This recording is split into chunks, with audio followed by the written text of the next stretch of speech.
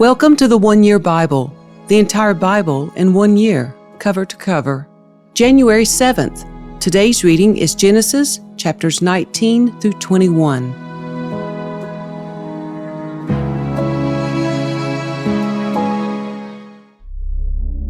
That evening, the two angels came to the entrance of the city of Sodom.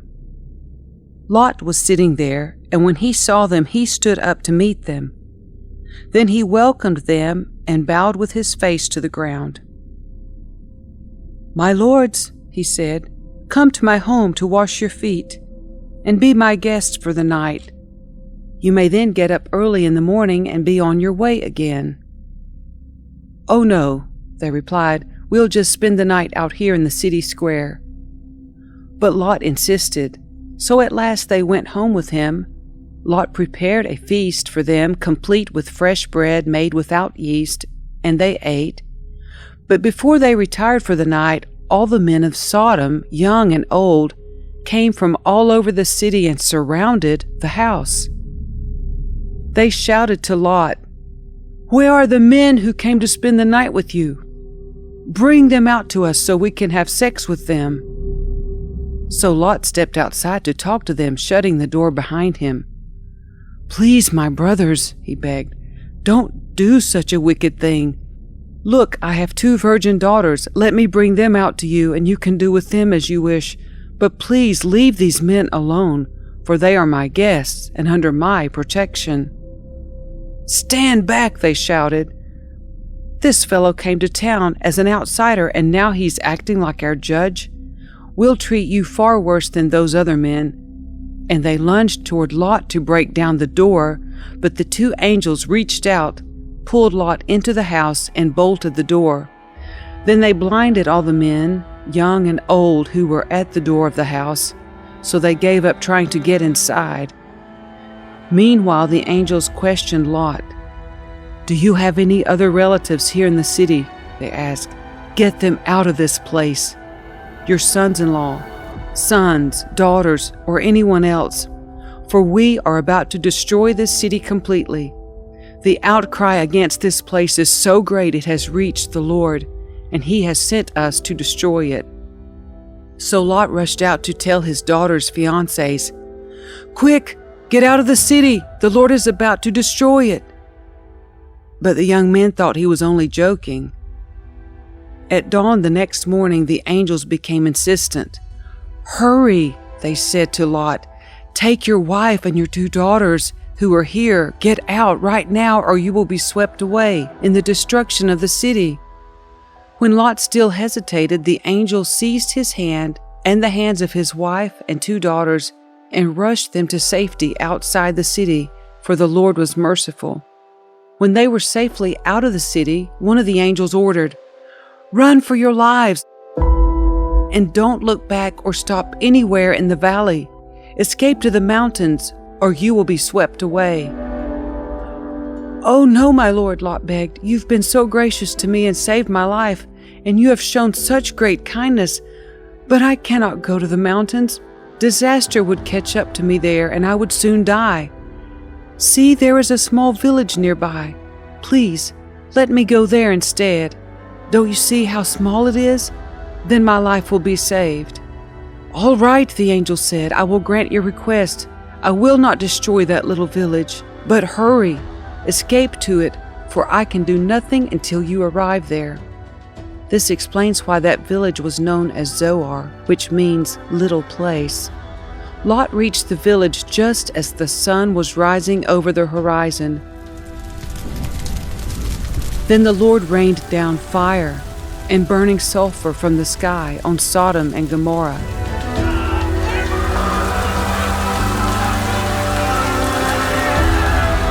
He utterly destroyed them, along with the other cities and villages of the plain, wiping out all the people and every bit of vegetation.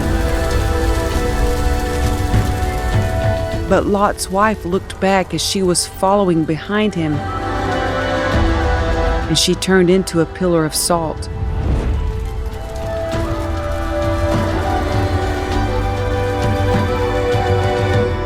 Abraham got up early that morning and hurried out to the place where he had stood in the Lord's presence. He looked out across the plain towards Sodom and Gomorrah and watched as columns of smoke rose from the cities like smoke from a furnace. But God had listened to Abraham's request and kept Lot safe, removing him from the disaster that engulfed the cities on the plain. Afterward, Lot left Zoar because he was afraid of the people there, and he went to live in a cave in the mountains with his 2 daughters. One day the older daughter said to her sister, "There are no men left anywhere in this entire area, so we can't get married like everyone else, and our father will soon be too old to have children. Come, let's get him drunk with wine, and then we will have sex with him. That way we will preserve our family line through our father." So that night they got him drunk with wine, and the older daughter went in and had intercourse with her father. He was unaware of her lying down or getting up again. The next morning the older daughter said to her younger sister, "I had sex with our father last night. Let's get him drunk with wine again tonight, and you go in and have sex with him. That way we will preserve our family line through our father." So that night they got him drunk with wine again, and the younger daughter went in and had intercourse with him. As before, he was unaware of her lying down or getting up again. As a result, both of Lot's daughters became pregnant by their own father. When the older daughter gave birth to a son, she named him Moab. He became the ancestor of the nation now known as the Moabites. When the younger daughter gave birth to a son, she named him Ben-Ami. He became the ancestor of the nation now known as the Ammonites. Abraham moved south to the Negev and lived for a while between Kadesh and Shur, and then he moved on to Gerar. While living there as a foreigner, Abraham introduced his wife Sarah by saying, "She is my sister." So King Abimelech of Gerar sent for Sarah and had her brought to him at his palace. But that night God came to Abimelech in a dream and told him, "You are a dead man, for that woman you have taken is already married." But Abimelech had not slept with her yet, so he said, "Lord, will you destroy an innocent nation? Didn't Abraham tell me she is my sister? And she herself said, 'Yes, he is my brother.' I acted in complete innocence. My hands are clean." In the dream, God responded, "Yes, I know you are innocent. That's why I kept you from sinning against me, and why I did not let you touch her. Now return the woman to her husband, and he will pray for you, for he is a prophet. Then you will live. But if you don't return her to him, you can be sure that you and all your people will die." Abimelech got up early the next morning and quickly called all his servants together. When he told them what had happened, his men were terrified. Then Abimelech called for Abraham. "What have you done to us?" he demanded. "What crime have I committed that deserves treatment like this, making me and my kingdom guilty of this great sin? No one should ever do what you have done. What ever possessed you to do such a thing?" Abraham replied, "I thought, this is a godless place. They will want my wife and will kill me to get her. And she really is my sister, for we both have the same father, but different mothers, and I married her. When God called me to leave my father's home and to travel from place to place, I told her, 'Do me a favor. Wherever we go, tell the people that I am your brother.'" Then Abimelech took some of his sheep and goats, cattle, and male and female servants, and he presented them to Abraham. He also returned his wife Sarah to him. Then Abimelech said, "Look over my land and choose any place where you would like to live." And he said to Sarah, "Look, I am giving your brother 1,000 pieces of silver in the presence of all these witnesses. This is to compensate you for any wrong I may have done to you. This will settle any claim against me, and your reputation is cleared." Then Abraham prayed to God, and God healed Abimelech, his wife, and his female servants so they could have children, for the Lord had caused all the women to be infertile because of what happened with Abraham's wife, Sarah. The Lord kept his word and did for Sarah exactly what he had promised. She became pregnant, and she gave birth to a son for Abraham in his old age. This happened at just the time God had said it would. And Abraham named their son Isaac.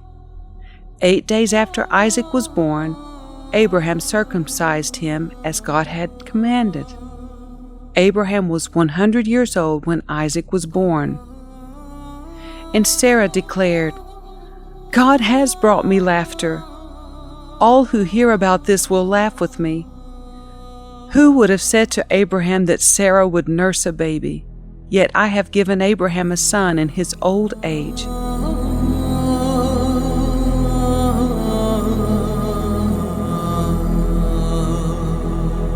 When Isaac grew up and was about to be weaned, Abraham prepared a huge feast to celebrate the occasion. But Sarah saw Ishmael, the son of Abraham, and her Egyptian servant Hagar, making fun of her son Isaac. So she turned to Abraham and demanded, "Get rid of that slave woman and her son. He is not going to share the inheritance with my son Isaac. I won't have it." This upset Abraham very much because Ishmael was his son. But God told Abraham, "Do not be upset over the boy and your servant. Do whatever Sarah tells you, for Isaac is the son through whom your descendants will be counted. But I will also make a nation of the descendants of Hagar's son, because he is your son too." So Abraham got up early the next morning, prepared food and a container of water, and strapped them on Hagar's shoulders. Then he sent her away with their son, and she wandered aimlessly in the wilderness of Beersheba. When the water was gone, she put the boy in the shade of a bush. Then she went and sat down by herself about 100 yards away. "I don't want to watch the boy die," she said as she burst into tears. But God heard the boy crying, and the angel of God called to Hagar from heaven, "Hagar, what's wrong? Do not be afraid. God has heard the boy crying as he lies there. Go to him and comfort him, for I will make a great nation from his descendants." Then God opened Hagar's eyes, and she saw a well full of water. She quickly filled her water container and gave the boy a drink. And God was with the boy as he grew up in the wilderness. He became a skillful archer, and he settled in the wilderness of Paran. His mother arranged for him to marry a woman from the land of Egypt.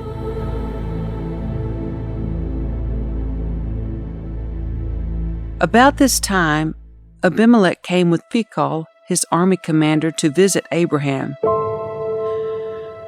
"God is obviously with you, helping you in everything you do," Abimelech said. "Swear to me in God's name that you will never deceive me, my children, or any of my descendants. I have been loyal to you, so now swear that you will be loyal to me and to this country where you are living as a foreigner." Abraham replied, "Yes, I swear to it." Then Abraham complained to Abimelech about a well that Abimelech's servants had taken by force from Abraham's servants. "This is the first I've heard of it," Abimelech answered. "I have no idea who is responsible. You have never complained about this before." Abraham then gave some of his sheep, goats, and cattle to Abimelech, and they made a treaty. But Abraham also took 7 additional female lambs and set them off by themselves. Abimelech asked, "Why have you set these 7 apart from the others?" Abraham replied, "Please accept these 7 lambs to show your agreement that I dug this well."